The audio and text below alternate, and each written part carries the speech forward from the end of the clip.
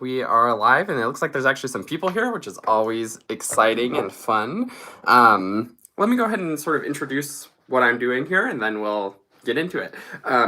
So if you've seen my previous sort of live practice Q&As, this is going to be very similar. I'm just practicing and sort of hanging out with some people. The goal of this is to get the watch time up on the channel because I am now only 100 hours away from reaching that 4,000 hours to make it into the YouTube Partners program. So if you leave this on, just leave it in the background if you want to listen, if you want to sort of stay engaged with what I'm doing and hear what I'm practicing and what I'm working on, that's completely fine too. And most importantly, if you want to ask some questions, feel free to do that because this is always a lot more fun the more questions that we get, and I'm sort of here to answer your questions, so feel free to ask away. Hello to the few people who I saw here. Let me just make sure I remember how to get to the chat. Okay, there it is.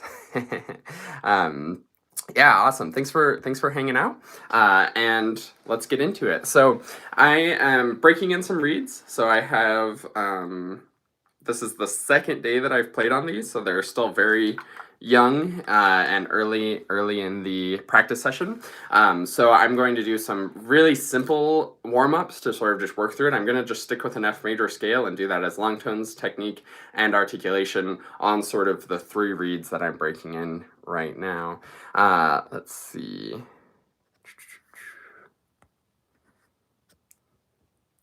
I saw a question. The question was, I think it was Elijah? There it is. Aaliyah asks if I practice with earbuds. No, I don't. I'm not sure if you're meaning earplugs or like headphone earbuds, but I don't usually. I do have some like nice earplugs that sometimes I'll use in like bigger ensembles. I think, and I'm not like an ear doctor, so like don't follow my advice only. But I think just practicing is like not too bad on the hearing, even if I'm playing pretty loud, because I do take a lot of breaks. I think a really important part of protecting your hearing is having lots of breaks. Whereas if you're playing like a Mahler symphony where it's just an hour of like loud, a lot of the time, that's where earplugs might be more helpful. But practicing is a lot of back and forth, playing a little bit, stopping, playing, stopping, and also you should be taking breaks when you practice, so that helps as well. And then Destiny asked if I could play a song by Shawn Mendes. I could if I had sheet music for it. I don't have any sheet music for it now, but maybe towards the end I'll look up some sheet music for that, just for fun. But let me get started with some long tones. Again, I'm just doing the F major scale, holding the notes long and trying to sound my best, because that's the point of long tones, is to sound your very best.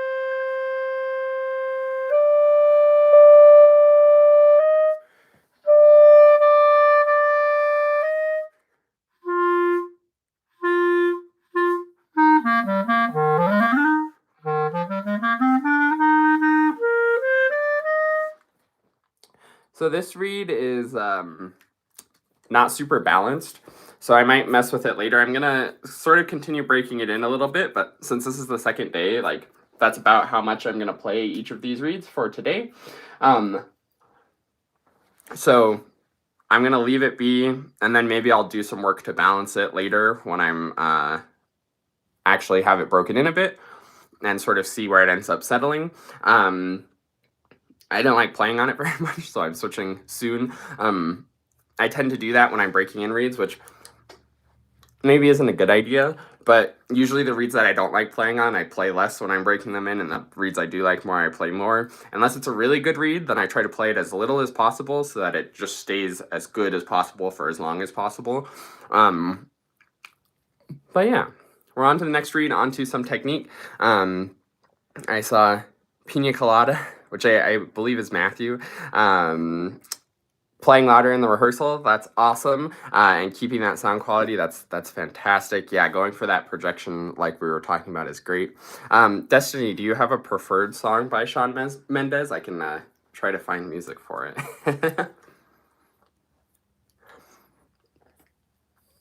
I am terrible at playing from ear, so yeah, I can't. I mean, I kind of can, but yeah. Okay, I'll see if I can find music for Stitches.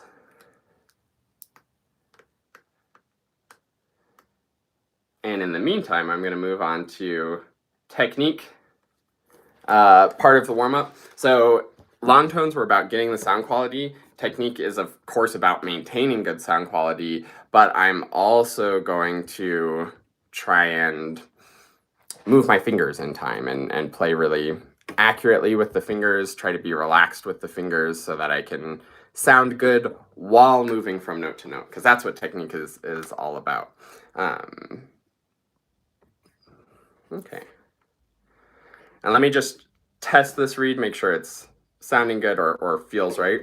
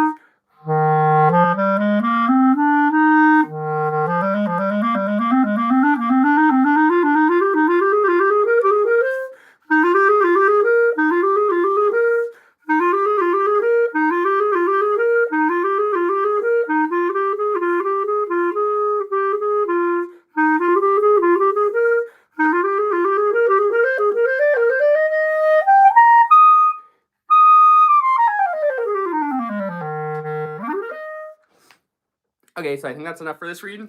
Again, they're super new. You'll also probably notice that I sort of went off on some other scale patterns and didn't just stick to the scale. Sometimes just the scale is boring to play. You'll also hopefully notice that I had like a couple parts where it like wasn't going super smoothly. So I also isolated that and made it go exactly how I wanted, really getting the finger coordination around the throat tones is where the problem was, getting that finger coordination to go well. So yeah, I just wanted to make sure that that's all going smoothly. And then finally, I can move on to the articulation part of the warm-up. And then I did find some music for stitches, so I'll go ahead and play that. Just a little bit. Let's see what else is going on. I love how active the chat is today. It's fun.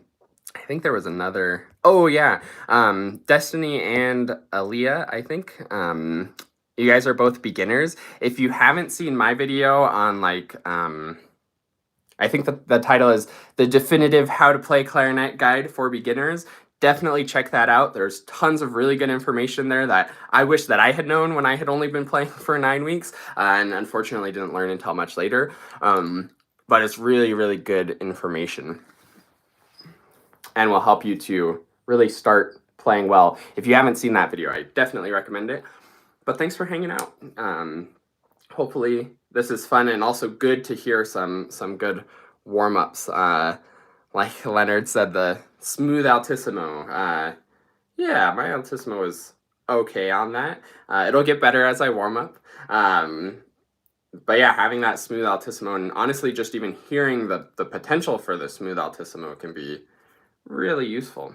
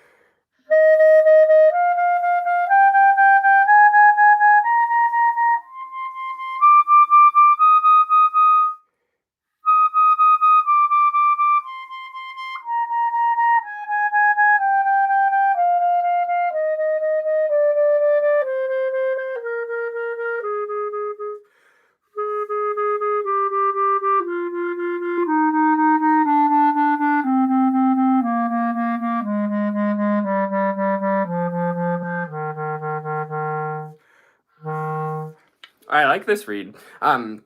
For the articulation part, of course, if you aren't familiar with my idea of the 3-step warm-up, let me just recap that real quick. So we did long tones, technique, and articulation. You can do any kinds of exercises, but the point is the focus of the exercises. And think about this if you're in band and doing some warm-up exercises in band, consider like, what are the point of these exercises? Long tones, all about getting great sound quality.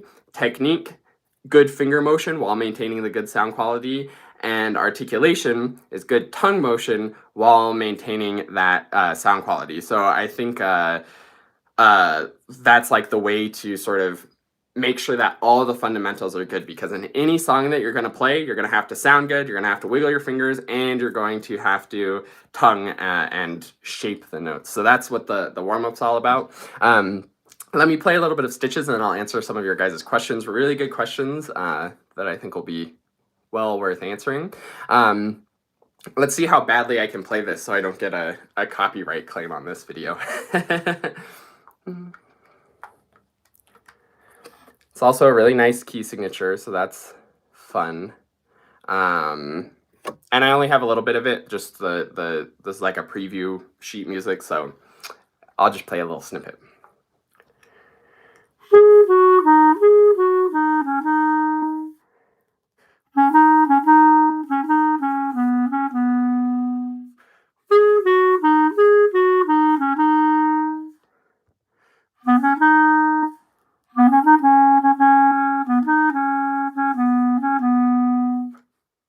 That's what I got. So that's just a little bit for fun. Yeah. Now, questions. You guys had some good questions for sure. So Aaliyah asks, are there any lower notes than the low E? That's as low as it goes on regular clarinet. Bass clarinet obviously goes lower. Some clarinets have an extra key that goes down a half step. You can kind of fake it by like covering the bell. That's kind of fun if you like sort of put it against your legs.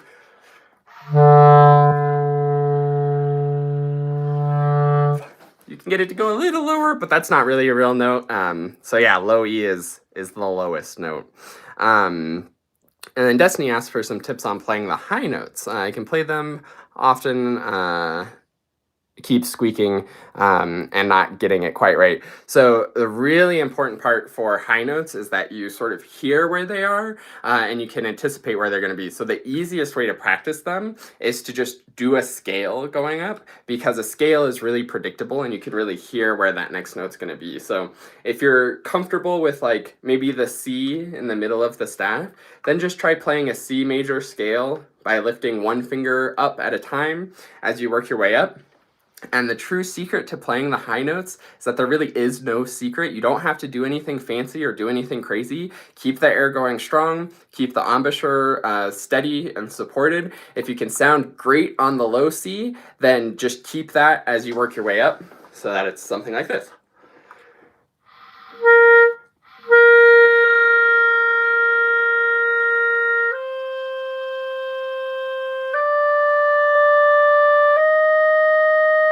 Breathe as much as you need to.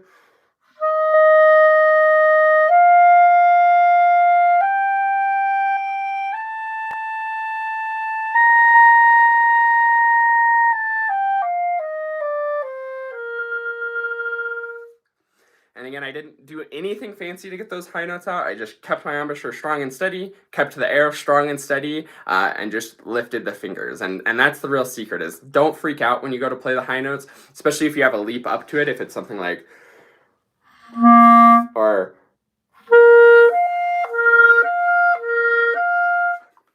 it's really tempting to be like, oh, G is kind of a high note that I'm a little scared of. C is a low, comfortable note, so you sort of do ta-hee, ta-hee. And if you change sort of the voicing is what we call it, how you're aiming at the note, if you change that too much and think about aiming higher, then you're going to aim higher. And you'll get the squeak. So don't change anything, just keep it steady. And that's sort of the secret to the high notes. And that is enough playing for this read. I do like this read the best out of the three that I'm breaking in right now.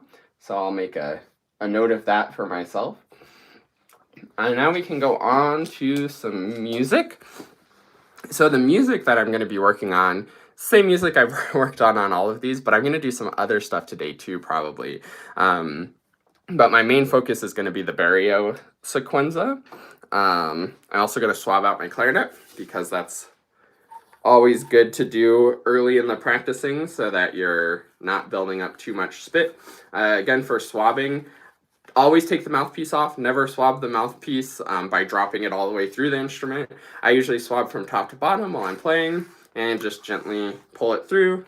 Nothing too fancy. That just gets out the extra condensation and extra moisture so that nothing builds up and gets in the tone holes as I'm playing. Now, for working on the Barrio, what I'm going to be doing is working in small chunks in sort of what we call random practice. I got the idea to do this from watching a really fantastic series of videos by Dr. Molly Gebrian. She is a viola professor at, I'm not sure where, but she definitely knows what she's talking about. She also has a background in neuroscience. She has a whole series of videos on YouTube about neuroscience and brain research in practicing and how to practice more effectively for your brain to most effectively learn the music. It's a fantastic series. I highly recommend. If you just search Dr. Molly Gebrian, I have her name in the description of this, so you can get the spelling if you need. But just search that on YouTube and her channel will come up. She has a lot of videos. The one that I'm referring to in particular is the 5-part what we can learn from neuroscience and practicing. Something to that effect. Great series though. All her videos are great. And the technique that I'm doing is working through very small sections of this. I've isolated or identified some very particular bits that are tricky. And what I'm going to do is I'm going to just go through the bits that I've marked. And if I do it performance quality good enough for me, Then I'll give myself a little tally, and the goal is to get 3 tallies on every little snippet. If I can get 3 tallies on all of them, then I'm good. If I go back and I miss and don't have a good repetition, I erase all of the tallies. So this is sort of similar to what I call the penny game, where you put like 3 pennies on your stand. Every time you get it right, you move one to the other side. Every time you get it wrong, you move it back, and the goal is to get all 3 over. Similar idea for this exercise. Yeah. Yeah, I also like this scientific approach, because I think that's what you need to really perform your best, is to be organized at least. And I think science is great. Yeah, sometimes I forget to press the register key, but when you're thinking about playing the altissimo notes, you don't really need the register key. That's kind of true. You definitely should use the register key, though you can like sort of squeak out those notes. The way the altissimo works is they're just controlled squeaks, but the fingerings, like lifting this finger, pressing the register key, especially this pinky key that everybody forgets about, those are all sort of ways to make it sound better and be more in tune. But yeah, it's true. You can totally squeak those notes out, no problem, without the register key, but it's still good to have it for intonation reasons, at least. Cool, so let me make sure this read's working, and then I'm not even gonna like play the beginning or like get into the mood of it. I'm just gonna like hit these spots and pretend it's a performance, like I have one shot at it.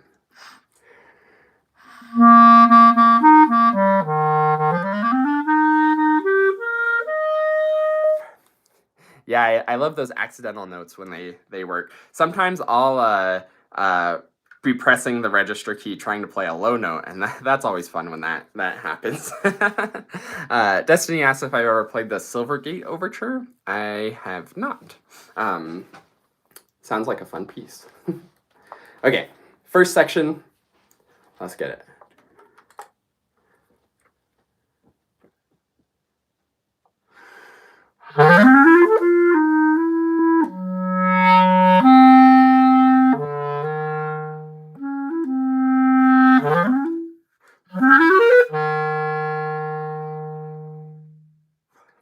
Oof, that did not deserve a check mark or a tally. This reads a little wild. I'm going to move it up a little bit, just so there's a little more stability in the read and there's a little more resistance there. It's nice and responsive though, which is great.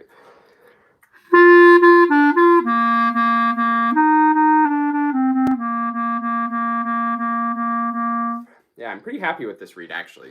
I just need to feel what it feels like to play it.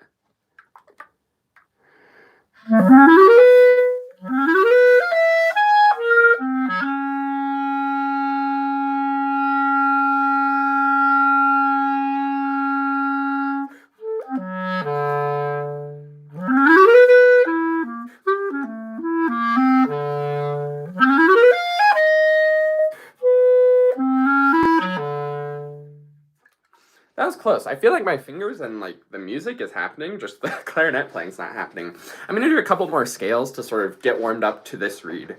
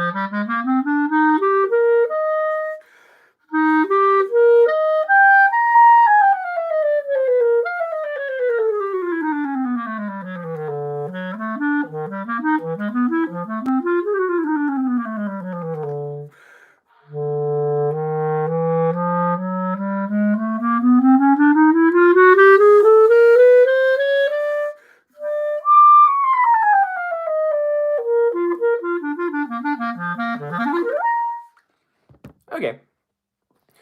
Next section.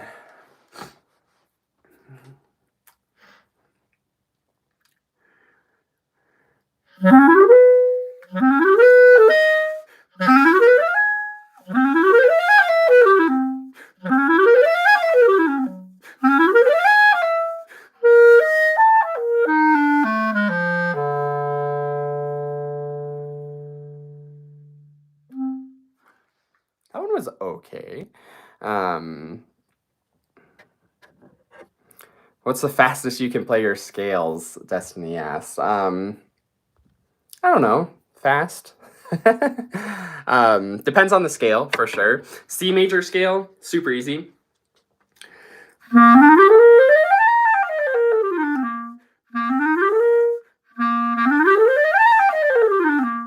Chromatic scale, I can go pretty fast.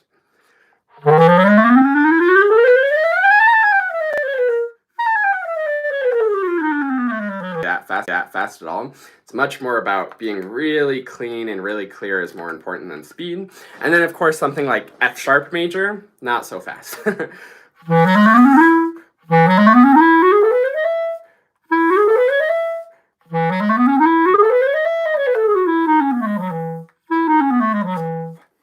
Yeah, not super comfortable, but kind of close. I did give myself a check on that last bit. I think that was solid, and I think the other ones were probably fine. Just like getting used to the read will be better. But onward to the next section. This next section's kind of big. I might split it up into two, but let's see how it goes.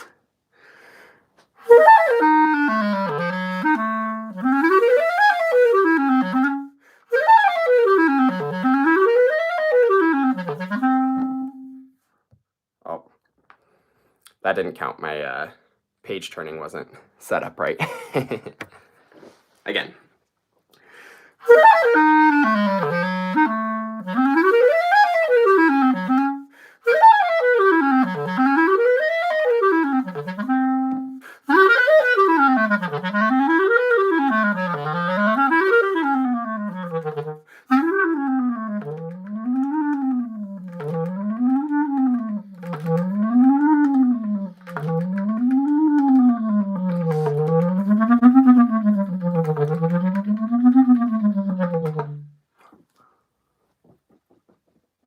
That was medium. That was maybe worthy of a tick or a tally.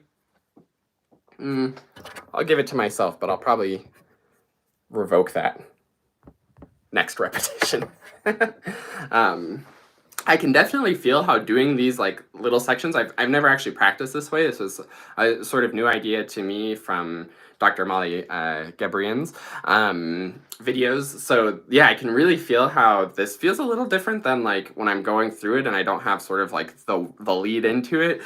So it makes it definitely more challenging to like just get it. But again, that's sort of how it feels in a performance. So I think this is going to go really well. Even in her video, she says the first time you do it, it feels terrible, which I'm kind of feeling. But I can see the potential for sure. Yeah, Leah asked how many hours do I practice a day? About 2 hours. It's varied a lot from time to time. When I'm preparing for a concert, I'm preparing this piece for a concert on October 29th, so that's coming up pretty soon. So I'm practicing approximately 2 hours a day, approximately 5 days a week. I have a couple days off that I take just because I've always done that.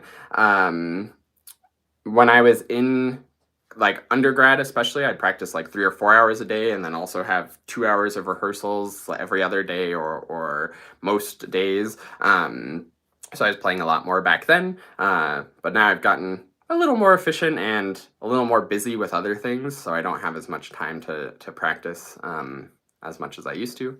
And then Destiny asked how long I've been playing. I've been playing the clarinet for about 16 years now. And really practicing seriously for the past maybe 8 years. So yeah, it's a good time. Yeah. Next section.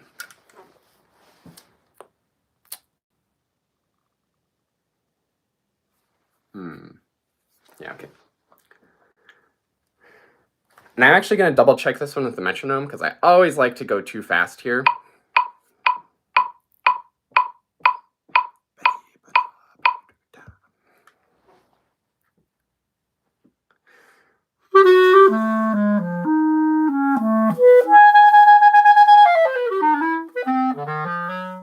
Oh, that was bad already. Okay, one more shot. And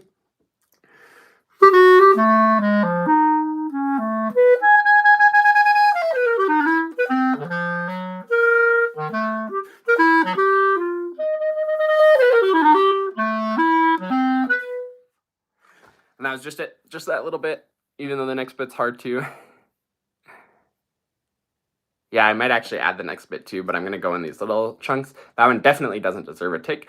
And actually I want to double check one rhythm thing. So this is a great example of like, playing it is really complicated to like keep track of everything, so I'm actually just going to sort of sing it and visualize in my head and think about it with the steady beat so that I can really get the right rhythm and know the piece accurately, because the clearer image you have in your head of how it should go, the easier it'll be to make the clarinet do it. So let me check the metronome again.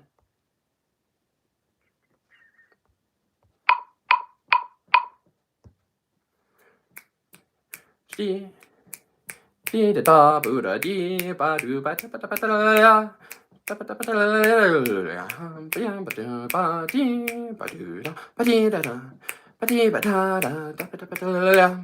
Okay, I'm gonna play this section just one more time, just so I don't feel bad about myself.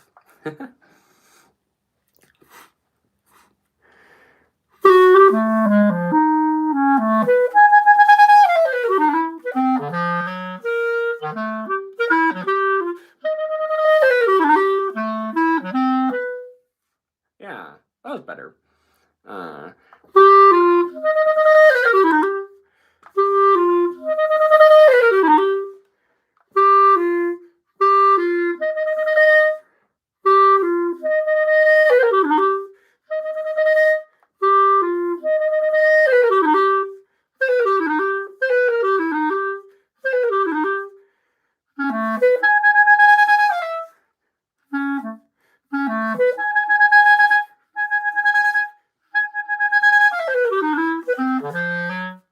Okay, next section.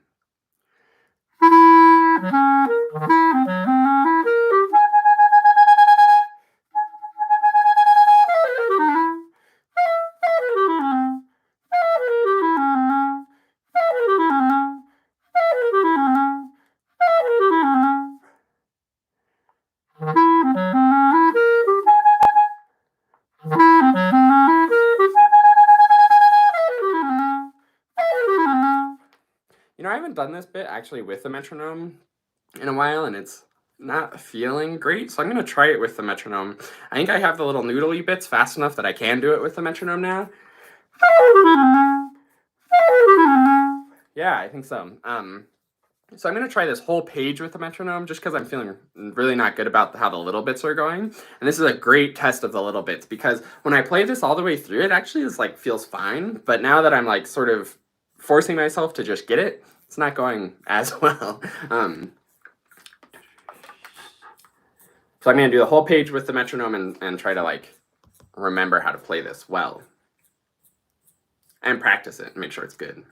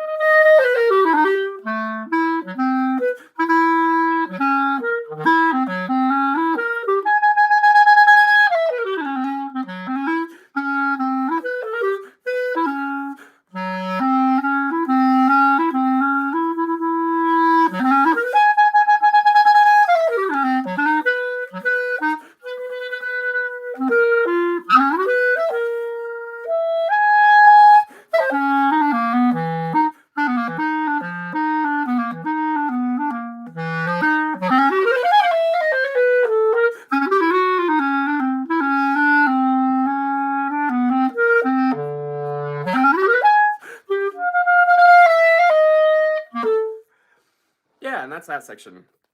much better with the metronome. It actually felt better doing it all the way through, which again I think is a sign that I'm used to practicing it all the way through, so my brain has gotten good at like doing the whole page. But if I can get good at doing it in as many different like combinations and little chunks and different separations as possible, then that's going to be really, really helpful for me when I'm going to perform it. Awesome.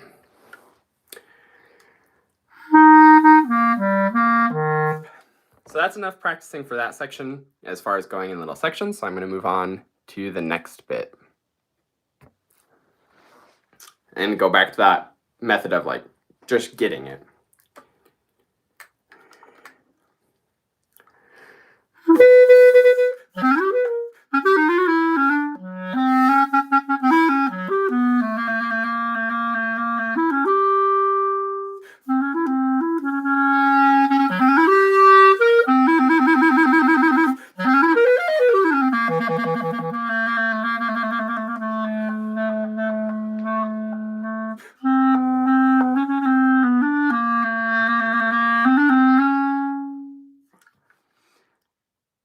Yeah, that was pretty good.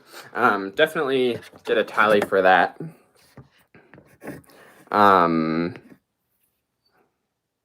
Yeah, I was pretty happy with that. I feel like now that I've done like that one page, I've sort of am warmed up and familiar with the piece a little bit. So I imagine a bunch of these sections are going to go better, hopefully.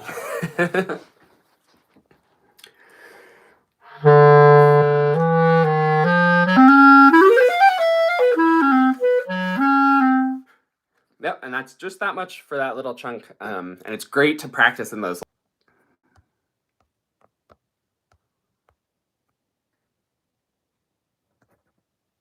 Okay, there I'm back. Excellent.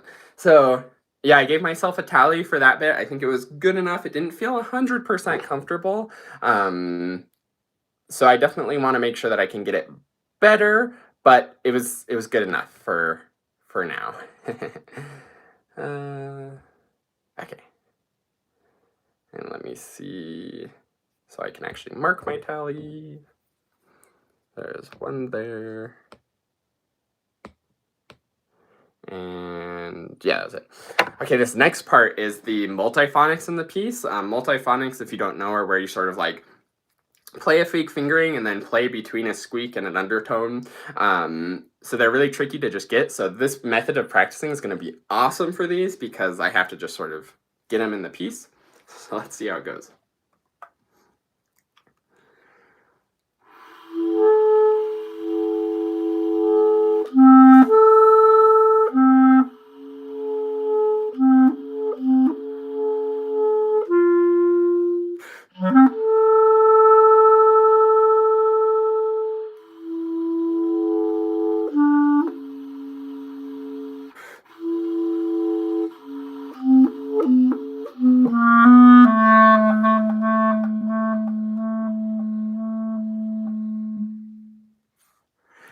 Not bad, not bad.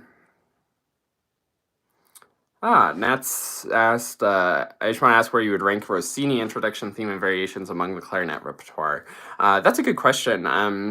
It depends what you mean by rank. If you mean is like rank as in like quality of piece, it's a really good quality piece. It's a great piece. If you mean rank in terms of difficulty, I'd say it's like intermediate. That's like one of those pieces that's a great sort of like introduction to full concertos. It's sort of like around the Weber concertino level of difficulty, I would say.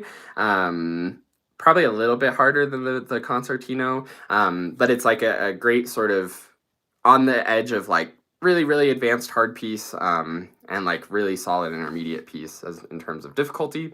And it's a great piece. The sort of ranking thing, you may be referring to my like video of where I ranked the clarinet solos. I think I mentioned this in the video. I can't remember. It was a long time ago actually that I made that. But it's all the pieces on that are great. It's so subjective, the quality of a piece. And if it's big enough or has been played enough that it's something that you've heard of before, then it's probably a good quality piece according to most people. So yeah, Rossini's theme and variation, those great piece. And I am going to give myself a check or a tally for that bit. I think it went not too bad. Again, could be better, but it was close. Multiphonics are hard to just like get. That's going to be something on the performance day. I'm definitely going to warm up the multiphonics so I can feel on the read, on the day, in the space, like how it feels to get the multiphonics. And now I'm on to the next bit. This is a wild one.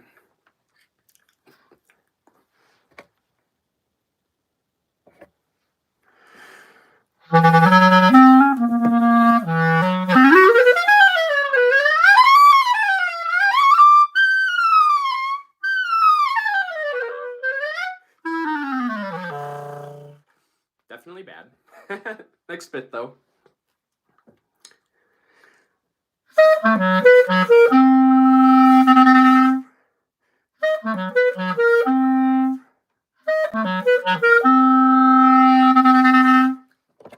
That was tally worthy. Next one.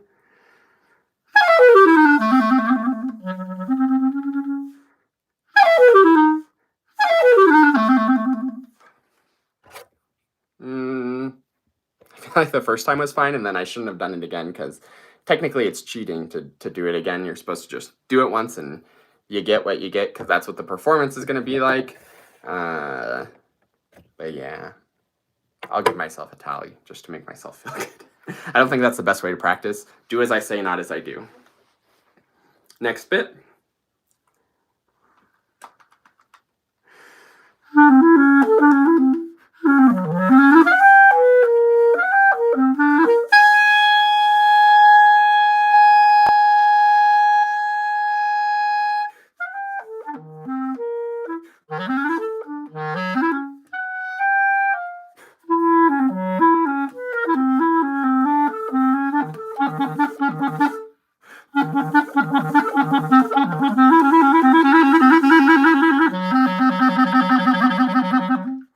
Really close. Not quite good enough though, but close, yeah. Brenda asked, I'm about to practice, so just saying hello.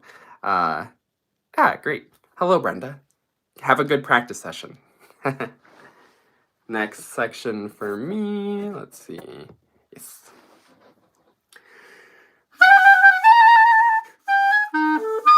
Oh.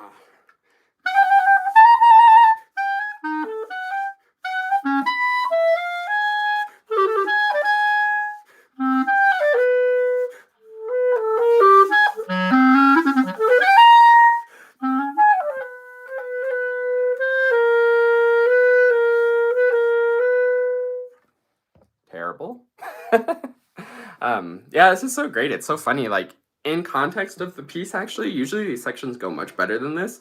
But this is so good for practicing performing because in performance, it's always when your mind is sort of like wandering and then you come back to it and you have to like be right in the moment wherever you come back to. And this is that way of practicing.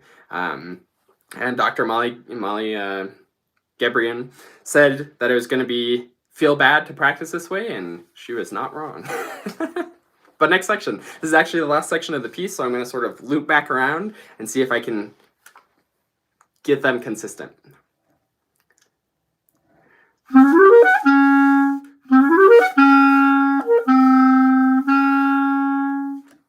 that was it. Now back to the beginning.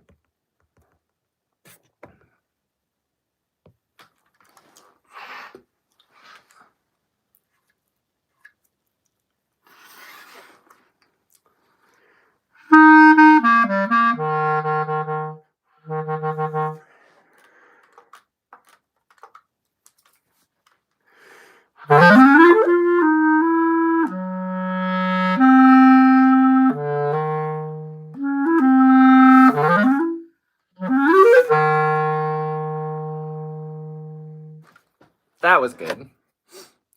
I'm also sort of working on getting into the zone. I feel like partially because I'm streaming and just because it's like a new way of practicing. I haven't been like getting into the zone of the music and not like very present in it. And I think that's again another beautiful benefit of practicing this way. So I'm going to try to do that more.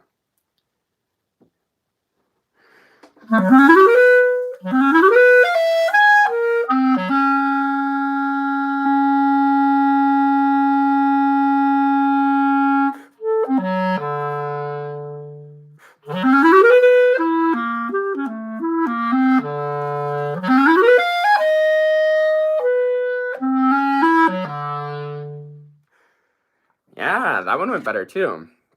Okay, I think I've sort of got the right mindset here. And now I'm going to completely mess myself up. This reed is also newer. Not as new as the first 3 reeds that I was using during the warm-up, but it's on the newer side. So I don't want to play it to death, so I'm going to switch reeds. Hopefully this reed's even better, then everything will be easier, but who knows. Also, it's been, yeah, probably 25 minutes since I last swabbed, so I'm going to go ahead and swab again.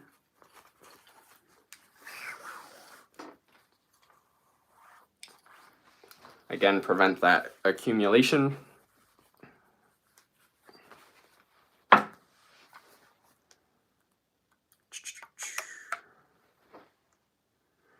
And hope that I can play well enough for the next few sections.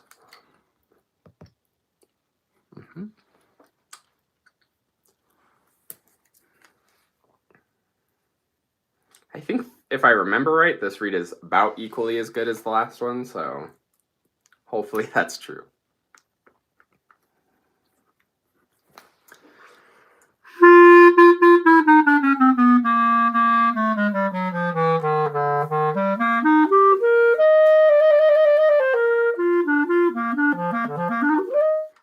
Yeah, it's definitely more resistant, which is great. I think that gives it more stability, and it's still pretty responsive, so I think I'm going to be happy with this reed. And on to the next section. Oh man, and this one already has a tally, so it's high stakes, because if I don't do it well, I have to erase a tally instead of adding one.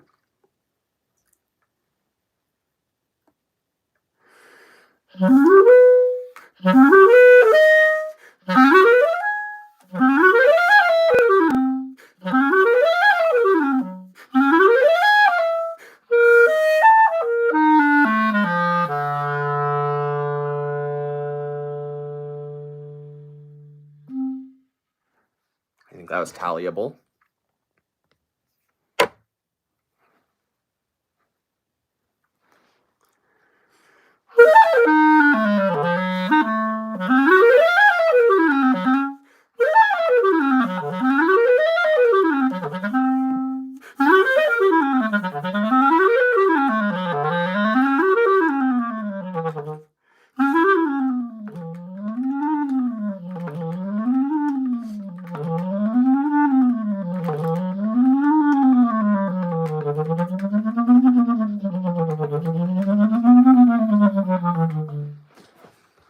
That was close, but not quite. So I'm going to erase my tally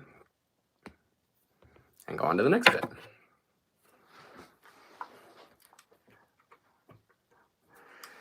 And double check this one with a metronome.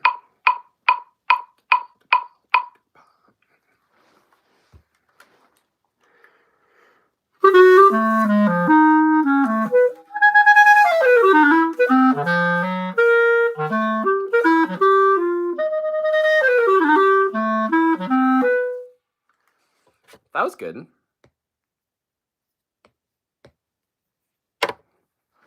Next one.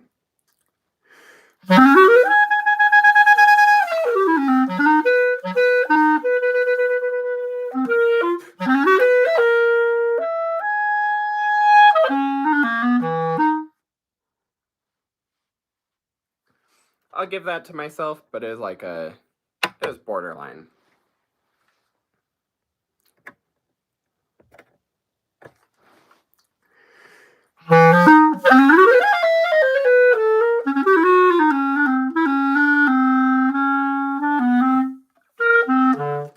Oh, I messed up the page turn. That doesn't count.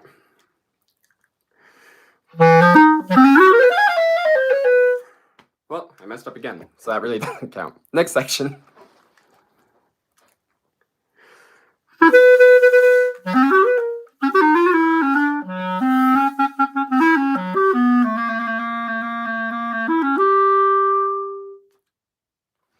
That was tallyable. Oh. That's 2 tallies on that section. Nice. Next one.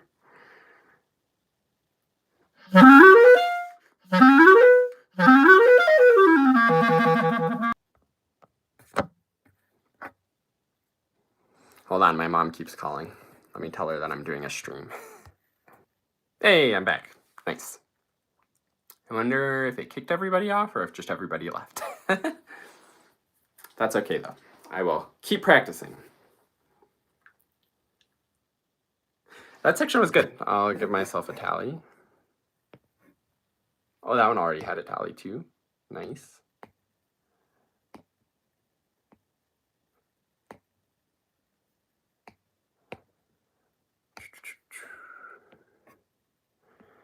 Now the thing that I'll go ahead and say what happens, because who knows if I'll actually make it. But once you get 3 tallies, or however many tallies you're aiming to get, then you can eliminate that section. You don't have to practice it anymore. And the goal is to get every section 3 tallies just right off the bat.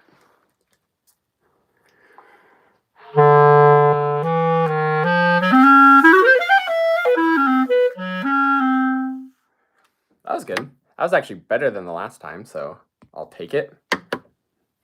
Next section.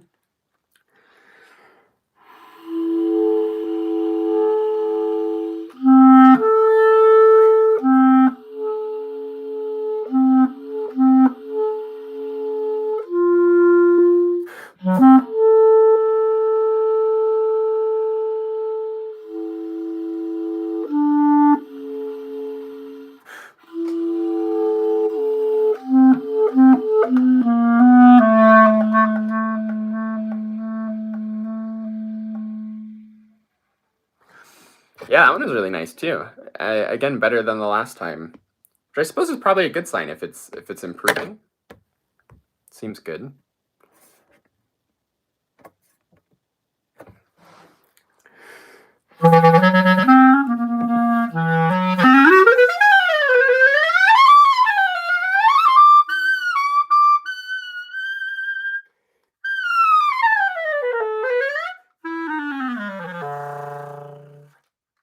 Still not good enough. I'm actually going to practice this one a little bit because I don't feel like it's just a fluke that I'm not getting it. I feel like there's actually like something that I'm not getting.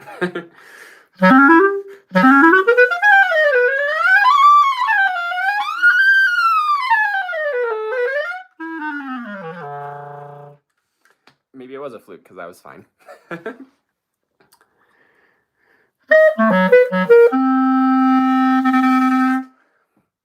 That one's good.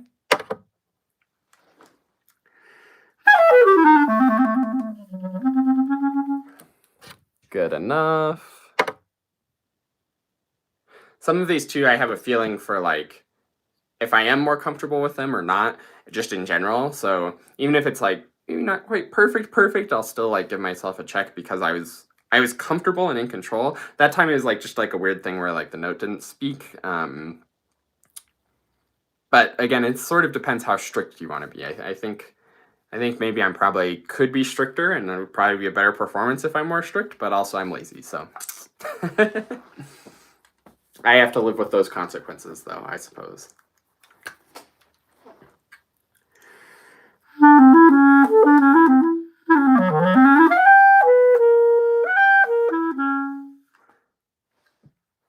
Hello, Julie.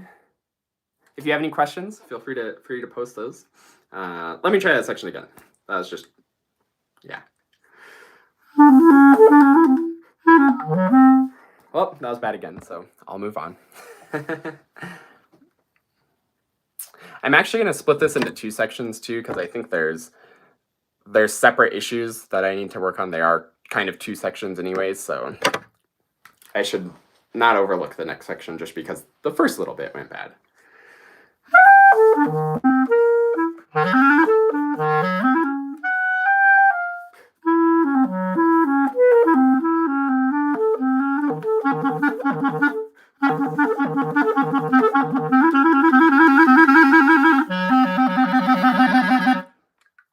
Yeah, that was good.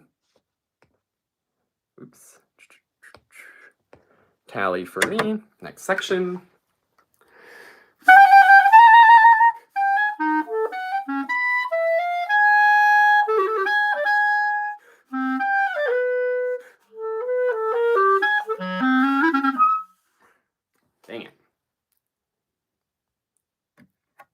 This is great to practice this way too, because if I like don't have the page turns lined up or something like that, and that like distracts me, or somebody pops up in the comments and that distracts me, great practice for how it'll be to actually perform it.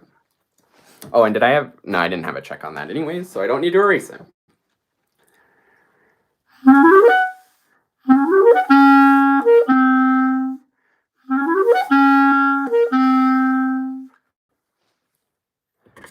I'll give myself a check, even though I also sort of cheated on that one.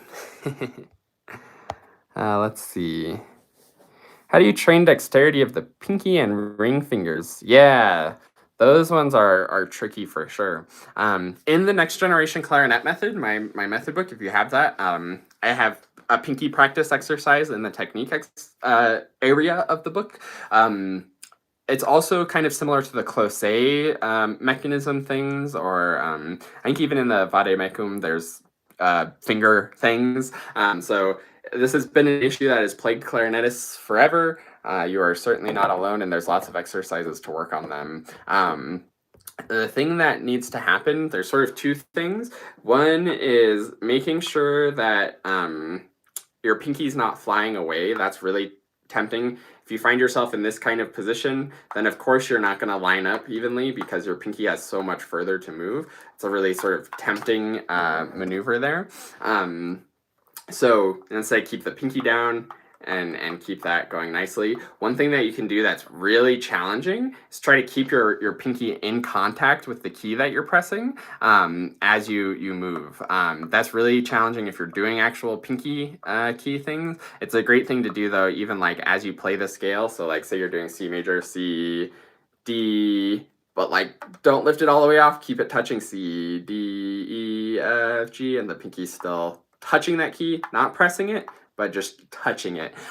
That's really challenging. And then of course, just like in the next generation clarinet method, the exercise is sort of something like this. That would be a good one, especially if the ring finger is an issue too.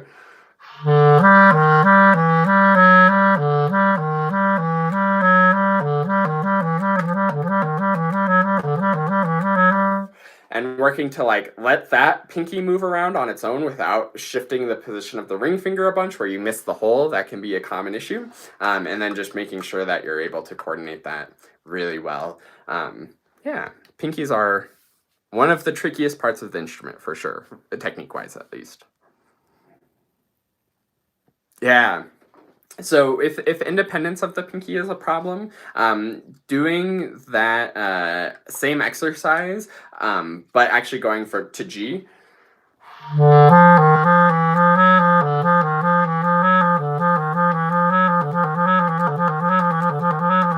Whatever pattern of the pinky keys doesn't matter. And it's actually true that our pinky and ring finger like tendons are actually the same, so they really want to move together. So by doing an exercise like this, you train your pinky to move independently, and again, try not to have any like wiggling around of the whole hand. It's really tempting to like use the wrist and just keep the pinky locked. Instead, we need like flexibility of the pinky to get to all of those keys. So hopefully that helps. No magic, just practice. Lots of slow pinky move on your own, darn it. Okay, back to the barrio. I'm back to the beginning again. I've made it through my chunks. I'll probably just do one more pass and then move on to something else for this practice session, because I think I might have a few that will make it to those 3 tallies and be able to get checked off, but we'll see.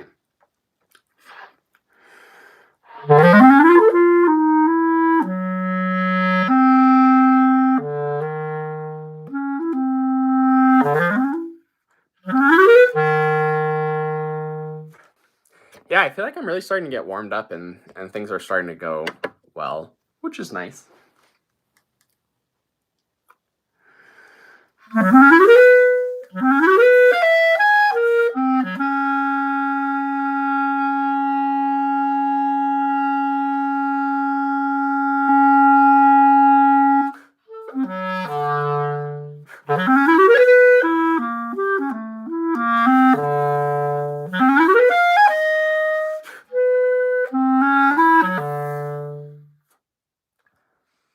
There were a couple small mistakes, but I'm going to give myself a check Because I think it was good enough for where I want it right now. Okay, this is my first section with 2 checks, 2 tallies. Let's see if I can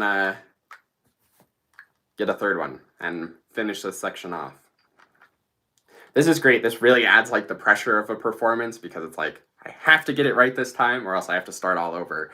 Yeah, I'm a little nervous. Actually, let me take a second just to, delay this some more. But to talk about actually what I'm going to do to try to overcome that sort of like performance anxiety. I'm nervous because in my brain, I'm like, oh, if I get this right, then I'm done with this. I don't have to practice it anymore, and it's going to go well. And that's kind of how a performance is. It's like, oh, am I going to get it? Am I not going to get it? And you're really like trying so hard to get it. And if your brain's thinking about that, you're not going to get it. What you need to think about instead is the music. So that's what I'm going to try to do. I'm not worried about the 3 tallies. I'm just going to play this music really well.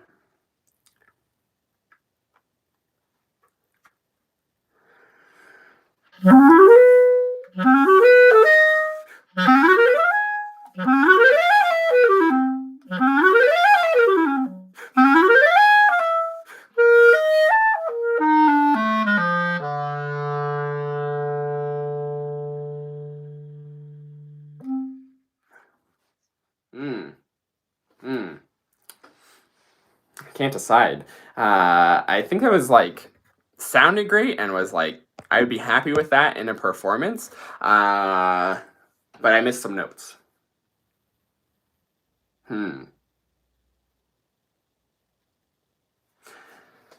I think what I'm gonna do, I'm probably not gonna come back to this section today anyways, so I'm just gonna erase my tallies and just start again tomorrow on it. But I feel like I made some good progress on it anyways. Next section.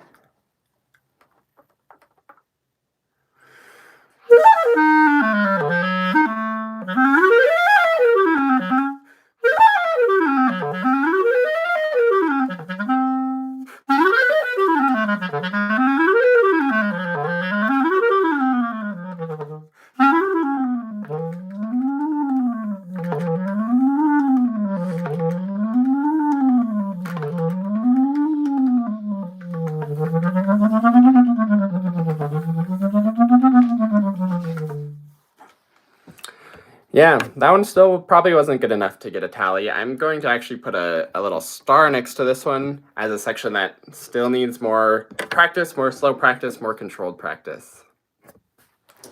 Next section.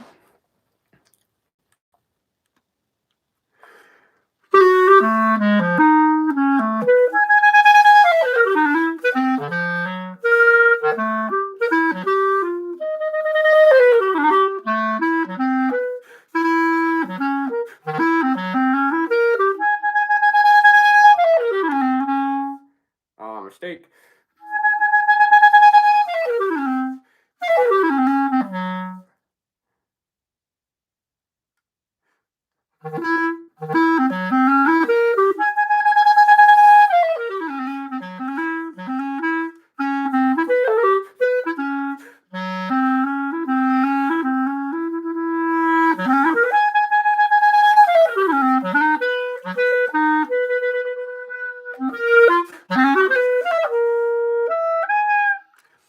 Oh, that was all bad.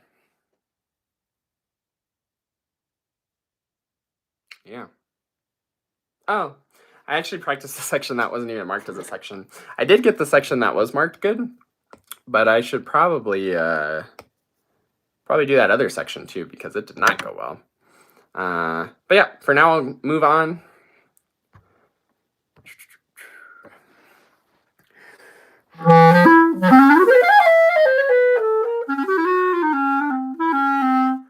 Ah.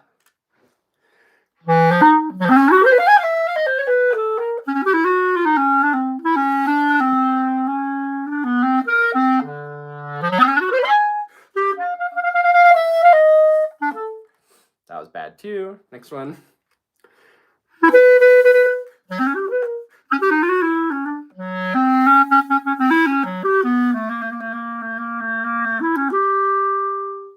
That was okay. Somebody said something.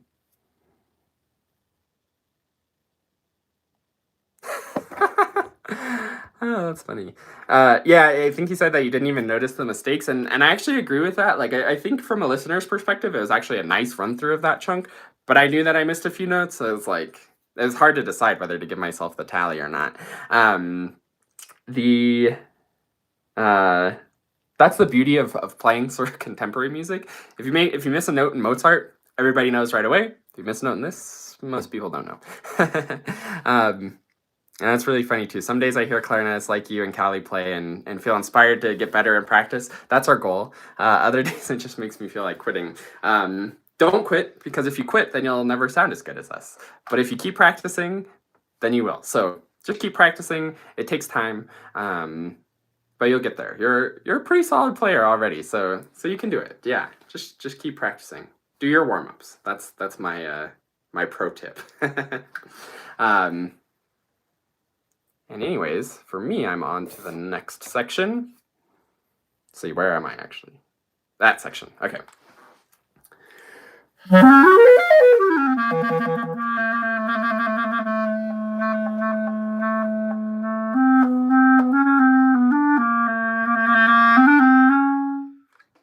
Oh, I got 3 tallies there. Nice. Did I get 3 tallies on the other section? Yeah, I think so too. Nice. So this little middle bit I think is good. I'm actually going to erase my little markers showing me that I was at a section, that these were sections that needed practice, because I think I have them down actually. So nice. I won't have to come back to those in the future.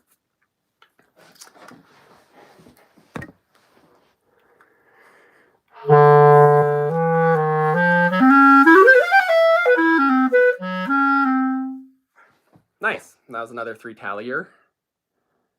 So I'm definitely making progress. That feels good.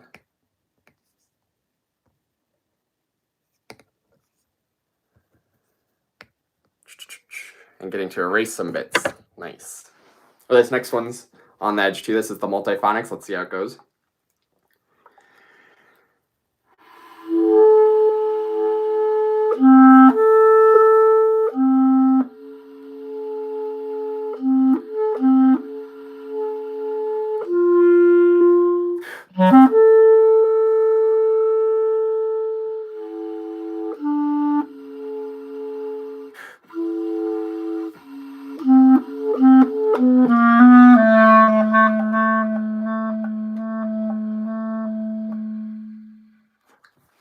So that was technically my 3rd tally on this, but I'm also just going to erase it and leave the section mark, because this is a section that I just need to always be doing to get the multiphonics.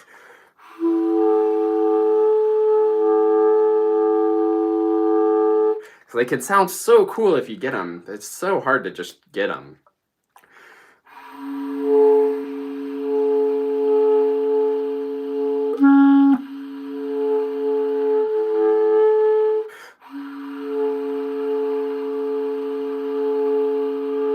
Especially that one. Next section though.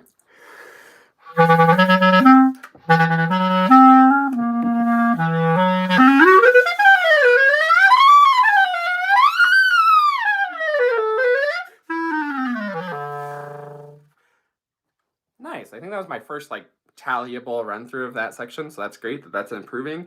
I'm not going to mark a tally because again I'm going to be starting fresh next time I come to this. Nice.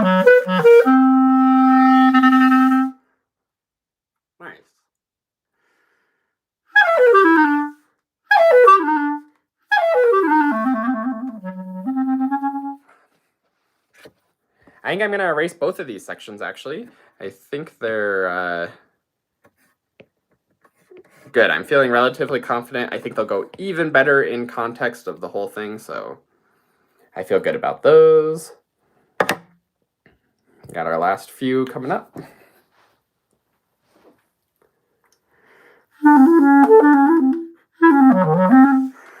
Man, this one's bad.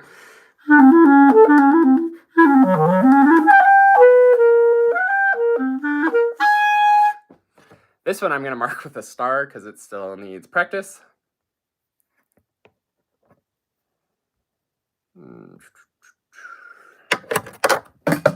Next one.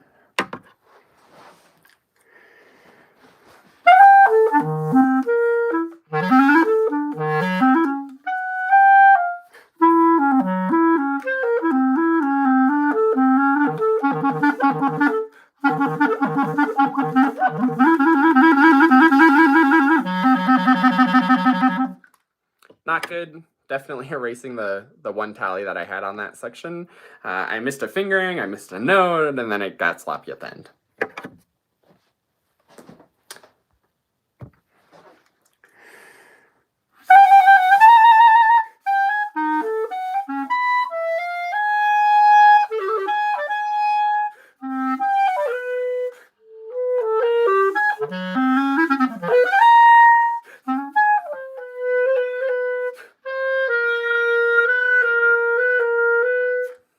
Also bad. I didn't have any tallies on that anyways.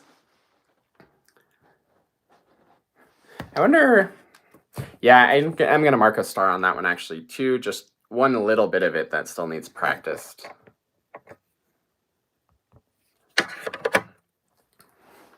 And last bit. I think that's good. Not good enough to erase the section completely, so I'll restart that one next time. Cool. So that's sort of my working through of the sections. Definitely check out Dr. Molly Gebrian's videos on sort of this method of practicing, and all of her other videos. Really, really, really great stuff. And is the kind of practicing that will like really make you a professional. This really organized, really deliberate, that's the stuff that's the good stuff. I am going to continue, though I have more music that I need to learn for this concert, but I feel good about the progress that I made on the Barrio. Even though it didn't feel good playing it, it really exposed some stuff that I still need to work on, which is useful.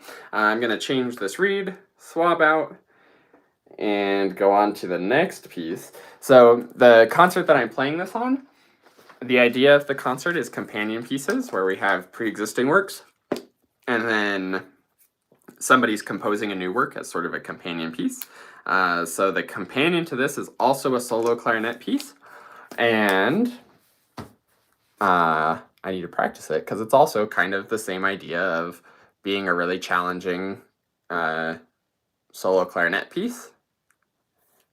And I haven't had the music for this one as long because it's new. So I need to practice it. This one's a little bit different too because I'm in a little bit more of learning mode on this one. So it's going to be a lot of metronome work. A lot of making sure that I'm actually doing things correctly.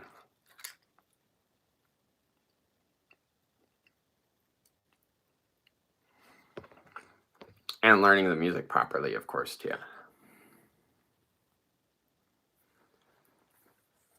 And some of this is literally the first time I'm looking at it. So this will be sort of a fun comparison where the practice method I was doing on the Barrio is very much like polishing it, getting it performance ready. And this is very much learning a brand new piece to me.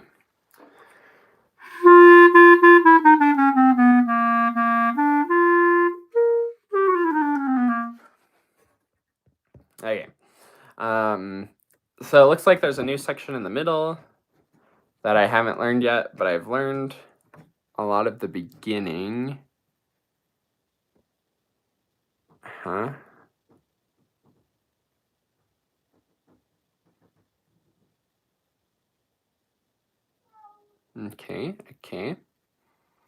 So I'm going to play through the beginning, get my metronome going, and see what's changed and how it goes.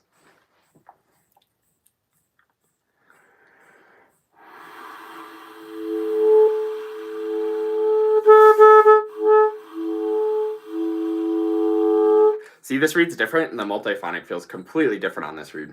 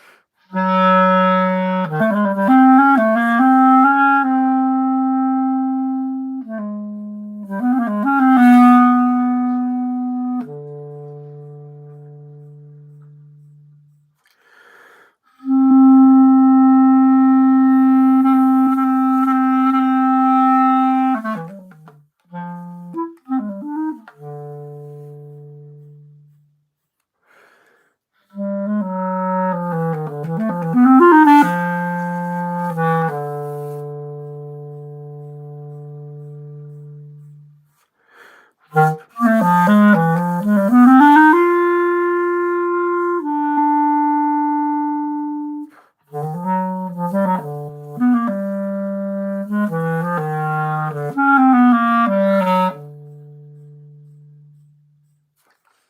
that's the beginning that I've learned before. There are some changes.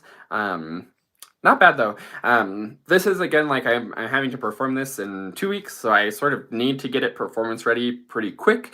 So I'm doing a lot of bigger run throughs, but I'm definitely gonna go back and really dig into it. Yeah. Pina Colada asking about the harmonics. Yeah, with the multiphonics, you have like multiple pitches going on at once, and you can like really hear lots of crazy stuff. Yeah, multiphonics are really interesting and fun and pain in the butt to play, but they're really cool. They're so cool when they work well.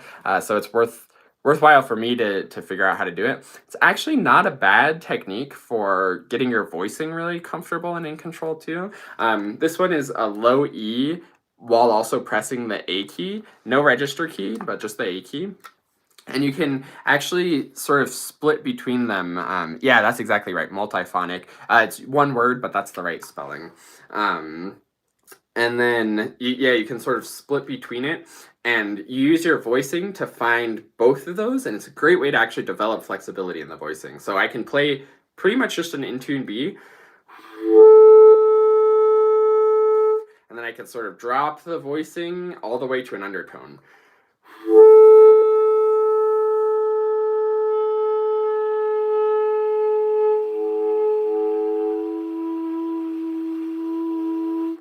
And you could hear for a very brief moment I had the multiphonic of both of them going.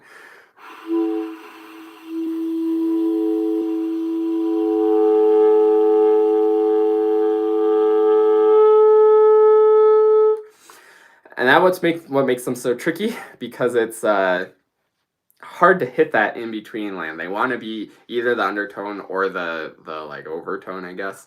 And you have to sort of split the difference.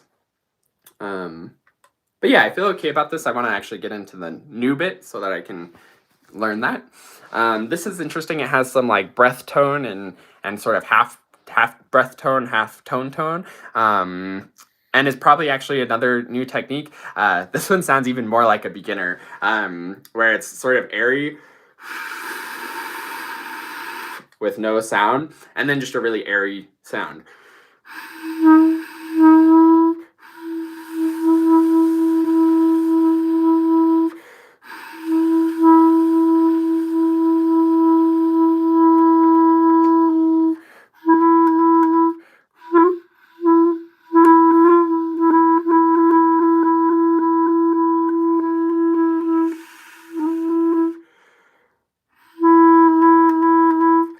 The other thing that's in this piece too, that's a fun, exciting technique, are Timbrel Trills. So this is where you trill between like two fingerings of the same note. So actually this F sharp to F natural is a good one.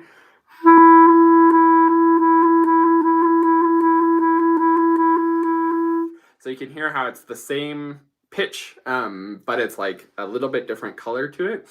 This works great on throat tones actually with resonance fingerings.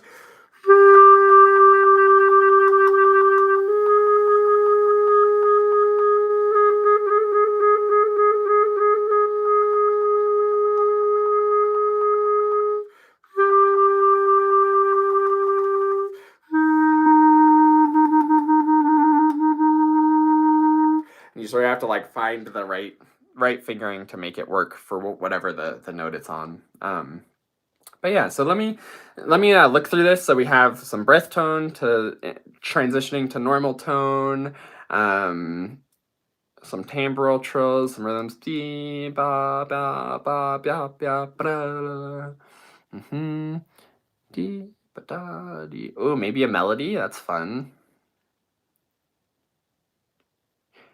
Flutter tongue. Or breath tone, a higher note breath tone. Okay, this is going to be interesting. It's sort of like going between half tone to normal to half to normal over a melody. That's going to be a little tricky. I think I'm going to start with that because that's probably the trickiest bit.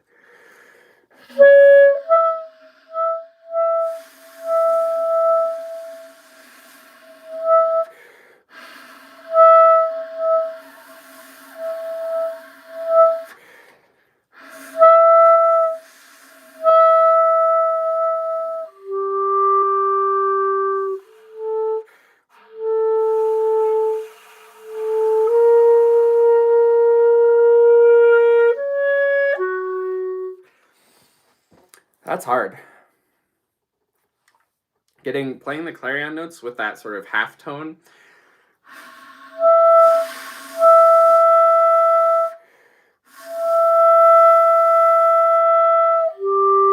I'm definitely going to check with the composer. I might actually just leak air while I do it. That might be the most effective. Because like getting air in the sound makes it drop to an undertone really fast in the higher register.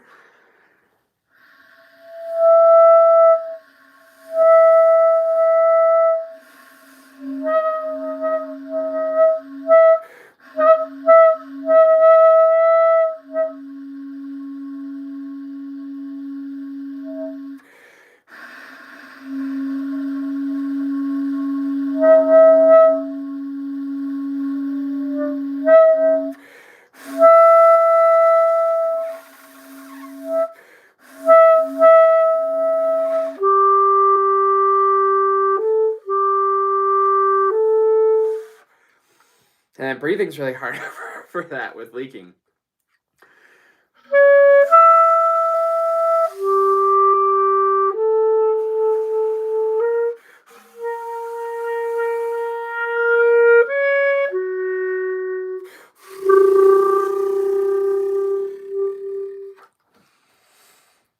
Yeah, that's interesting.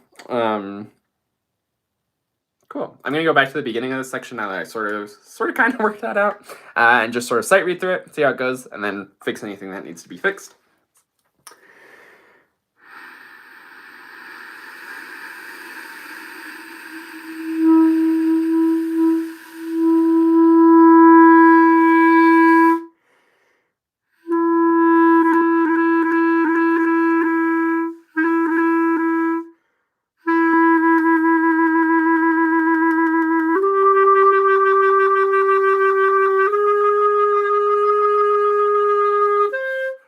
Uh-oh.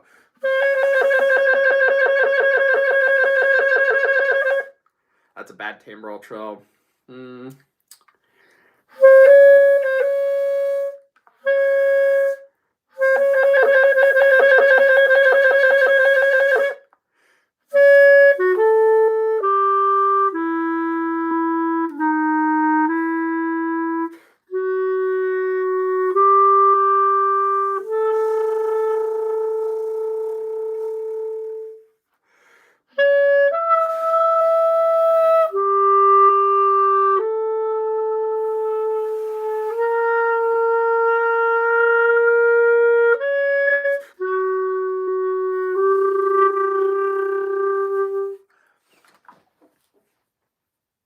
Yeah, that's not terrible.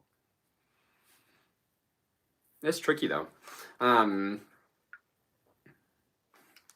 First I'm going to figure out a Timbrel Trill for F sharp.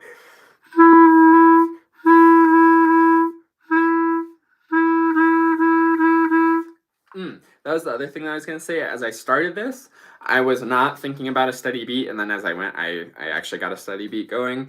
And I've noticed as I'm learning things, even for myself, I'm always tempted to just start playing the notes and figuring it out.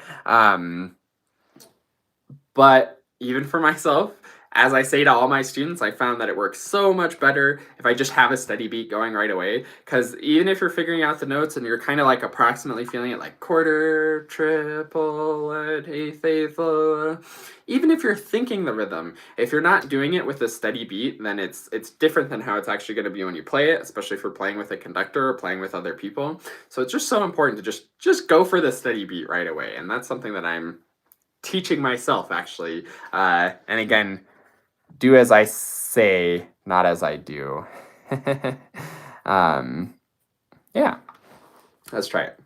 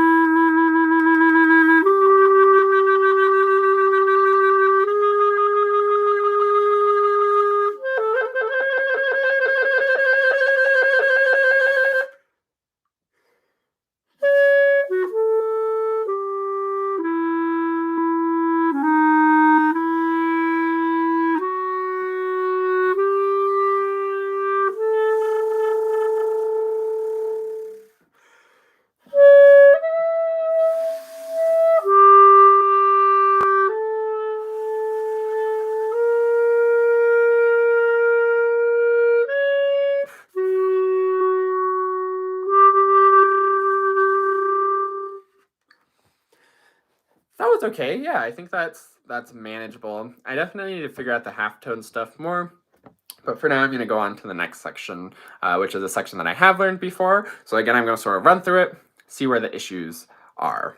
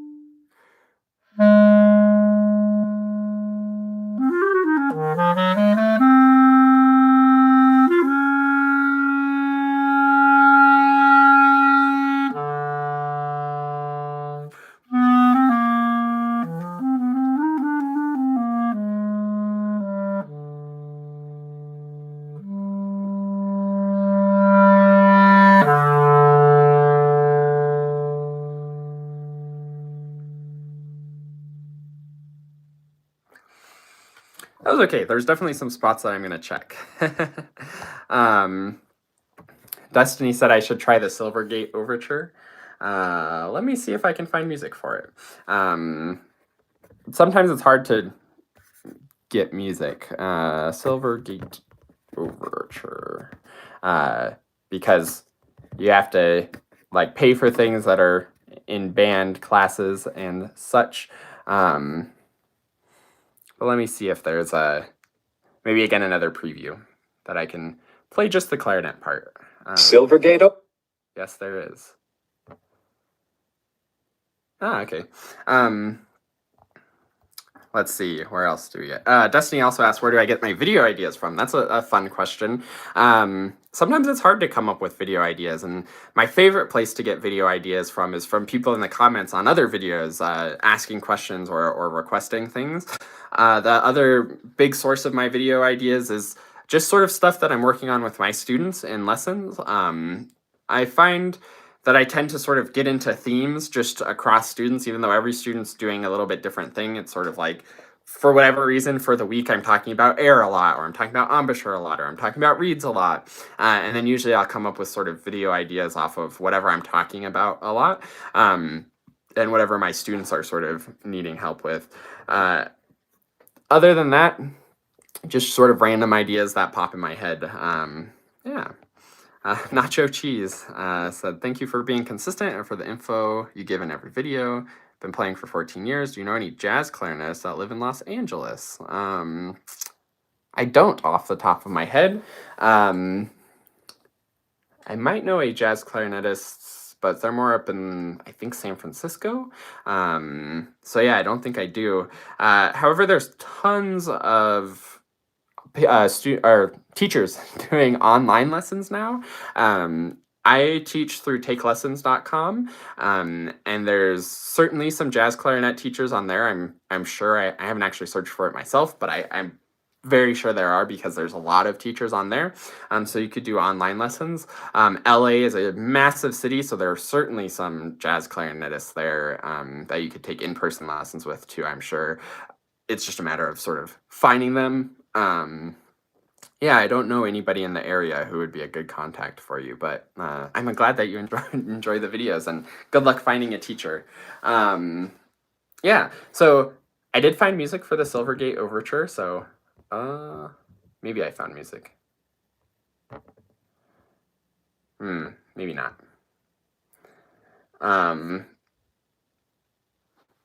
So I'll play a little bit of that, but there's a couple other things in this that I want to fix as well, the other thing that I'm working on, so that I can get that going well.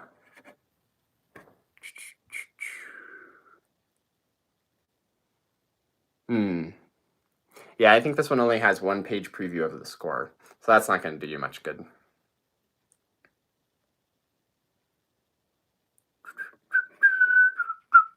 Looks like a good piece, though. John Edmondson is a good composer, too. Cool. Back to the other stuff. So there are just some rhythm things that I wasn't super happy with, and just some note things.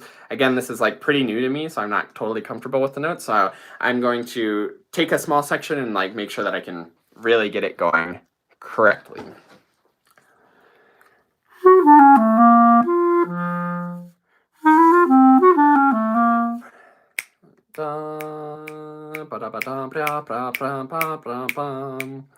Do ba ba do boo do ba boo da do ba ba do boo do ba ba do boo da do ba do ba do ba ba do ba dum do ba boo do ba boo do ba boo sha da da da do ba da boo do da do ba da ba do da do ba boo da boo da do ba boo do ba do ba do ba boo da boo ding.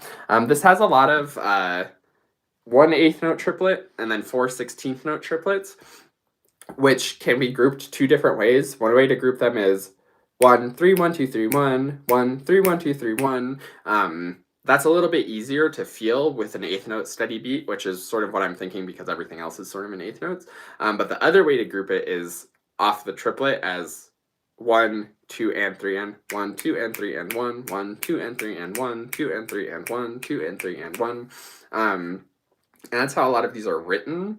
I'm not sure if that's actually how they should be played grouping wise. But I need to figure out how to make those the same. Boom, ba da boom, ba ba ba ba bum.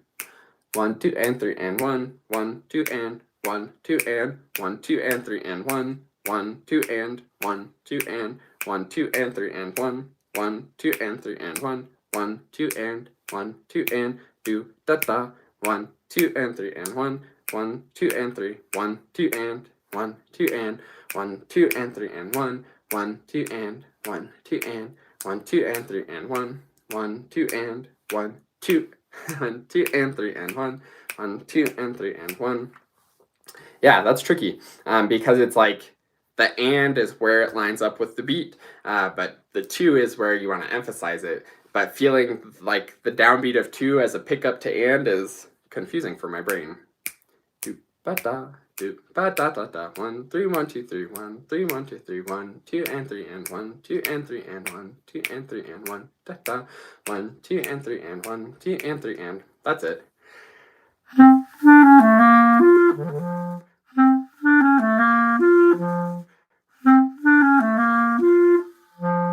And then there's also a grace note to complicate things.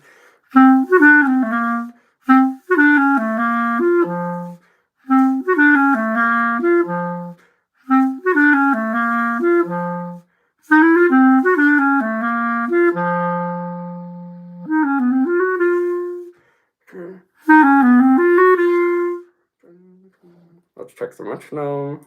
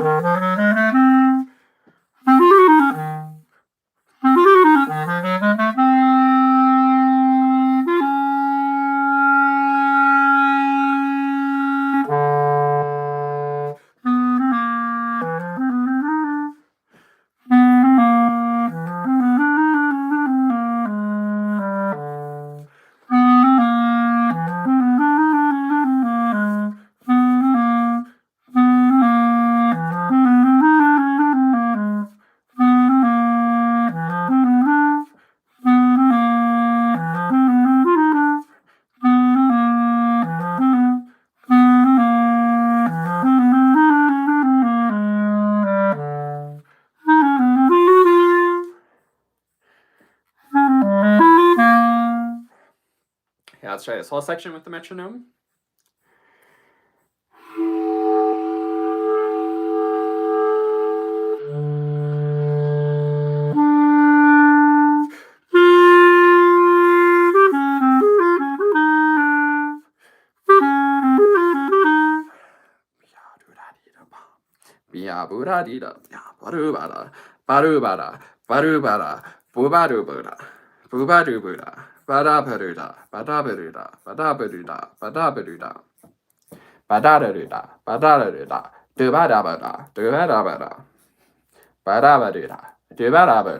Yeah, it's so funny that it's like exactly the same rhythm, ba da da da da, ba da da da da, and ba da da da da, ba da da da da, ba da da da da, ba da da da da. It's like the same speed of notes, but like that little bit of change in inflection is really different. Let's see if it applies to the notes, like actually playing.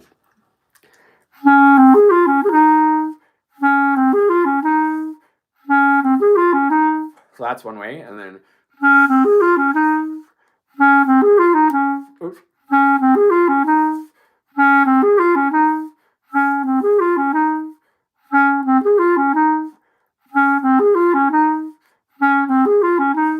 Yeah, I feel like that's like so different. It's really fascinating how much of a difference groupings make. And I'm pretty sure I'm playing the right rhythm. Da da da da da da da da dee da dum da da dee da dum ba dee da da dum ba dee da da dum.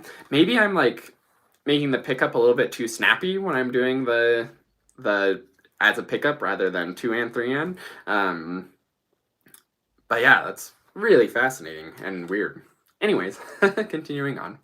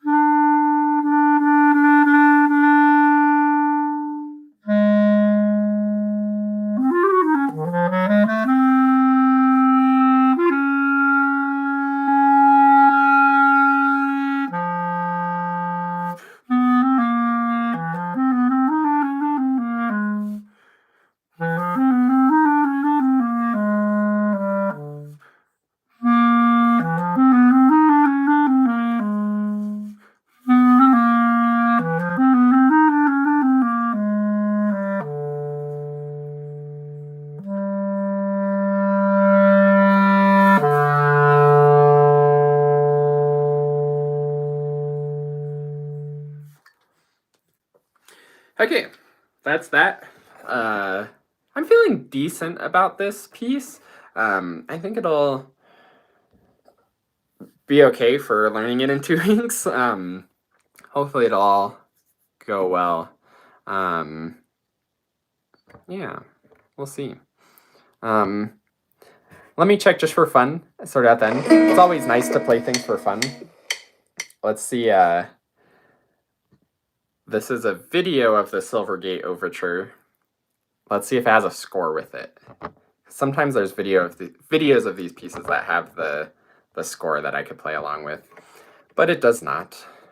So this is the best that you can get for a Silvergate. It's just the tiny bit of the beginning.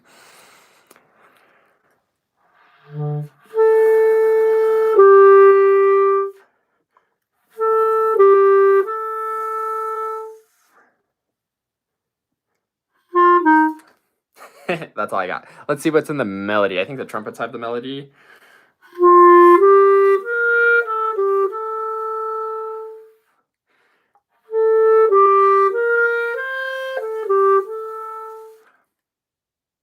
Oh, there's another line on this page.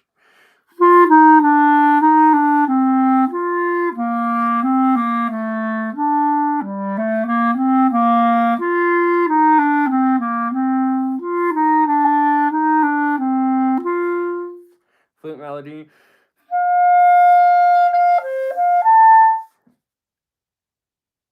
That's it. That's the first page preview of the score. But yeah, I think that's a good place to stop. I'm feeling like I got a good amount of practicing in. Does anybody else have any last questions before we wrap things up? I'll give you all a second. Let's see, what else could I play for fun? Some jazz?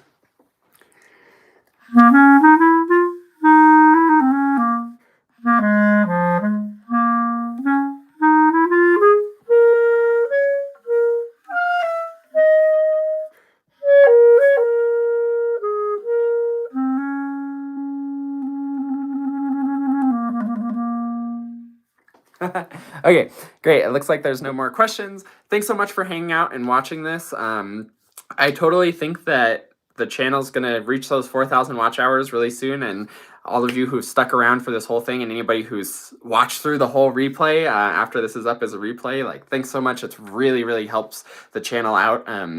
And sharing it, subscribing, liking the videos, all that good stuff, suggesting video ideas. I love doing the videos that are suggested by all of you. So truly, thanks for watching. Thanks for spending the time here. Hopefully you learned a thing or two, and hopefully I inspired you to practice and didn't demotivate you. You absolutely can play the clarinet well as well. So yeah, thanks for hanging out, and maybe I'll do 1 or 2 more of these. They're really fun. There was actually more engagement this time than normal, which made it even more fun. So thank you all for hanging out, leaving comments, asking questions, and I'll see you at least in another video, maybe in another stream too. Bye.